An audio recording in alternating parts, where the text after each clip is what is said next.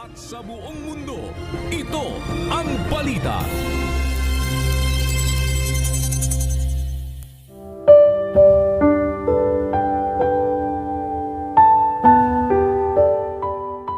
Sa aba ng mga mapanghimagsik na mga anak, sabi ng Panginoon, na nagsisisangguni ngunit hindi sa akin, at nangag-aalay ng alay ngunit hindi sa aking espiritu, upang makapagdagdag ng kasalanan sa kasalanan.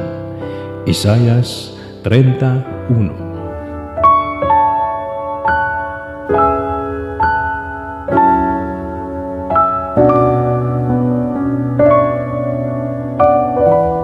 Sa ngalan ni Kuya Daniel Razon, ako si Mon Hocson, at dito sa UMTV, Diyos ang aming sandigan, serbisyo publiko ang aming pinahalagahan. Magandang hapon.